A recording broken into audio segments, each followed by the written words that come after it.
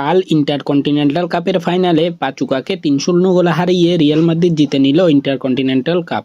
এখন আপনাদের মনে প্রশ্ন আসতেই পারে, কি এই কন্টিনেন্টাল কাপ? এই কাপের নাম তো আগে শুনিনি।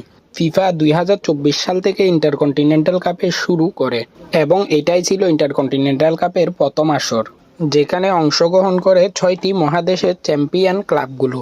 এবারে অংশগ্রহণ করা ৬টি ক্লাবের দিকে যদি আমরা তাকাই, প্রত্যেকেই একটি একটি মহাদেশকে রিপ্রেজেন্ট করতেছে।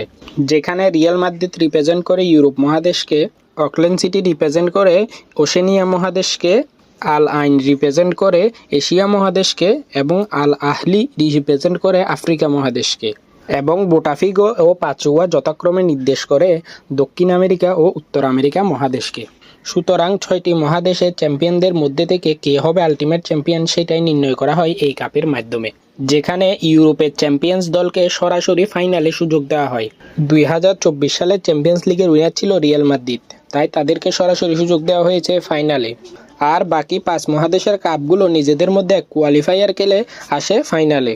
এমন না যে এই টুর্নামেন্টটা আগে হতো না, এই টুর্নামেন্টটা আগে হতো ক্লাব ওয়ার্ল্ড কাপ নামে, যেখানে ৬ টিমের জায়গায় টিম ছিল ৭টি। কিন্তু সেই ক্লাব ওয়ার্ল্ড কাপকেই এই বছর থেকে ৭ টিম থেকে ৩২ টিমে পরিবর্তন করে নিয়েছে ফিফা, আর ৭ টিম থেকে ১ টিম কমিয়ে ৬ টিম করে এই টুর্নামেন্টের নাম দিয়ে দিয়েছে ইন্টারকন্টিনেন্টাল কাপ। এখন যদি আমরা ম্যাচে ফিরে আসি, রিয়াল মাদ্রিদকে তেমন একটা টক্কর দিতে পারেনি পাচুকা, কারণ কোয়ালিটির দিক দিয়ে পাচুকার চেয়ে অনেকটা এগিয়ে রিয়াল মাদ্রিদ।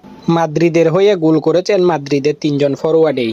ম্যাচের প্রথম গোলটি আসে ৩৭ মিনিটের মাথায়। জুড বেলিংহামের এক দুর্দান্ত পাস থেকে বল পায় ভিনিসিয়াস জুনিয়র এবং ড্রিবল করে নিয়ে যায় গোলকিপারের বাইরে, এবং সেখান থেকে বক্সের ভিতর একটি পাস করে এবং 6 ইয়ার্ড বক্সের ভিতর থেকে কিলিয়ান এমবাপে দুর্দান্ত এক ফিনিশ করে প্রথম গোলটি এনে দেয়। এই নিয়ে মাদ্রিদের হয়ে ২টি ফাইনাল খেলল কিলিয়ান এমবাপে এবং ২টি ফাইনালে গোল করেছে এমবাপে। ৫২ মিনিটের মাথায় এক দুর্দান্ত গোল করে রদ্রিগো। ভাই, এই প্লেয়ার ব্যাঙ্গার ছাড়া আর কিছুই দিতে পারে না।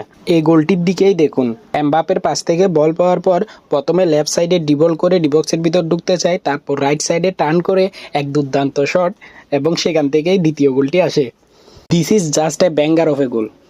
এরপর ম্যাচের শেষ দিকে লুকাস ভাসকেজকে ফাউল করা হয় ডিবক্সের ভিতরে এবং পেনাল্টি পায় মাদ্রিদ। সেই পেনাল্টি থেকেই তৃতীয় গোলটি করেন ভিনিসিয়াস জুনিয়র এবং মাদ্রিদ জিতে নেয় ইন্টারকন্টিনেন্টাল কাপের প্রথম আসর।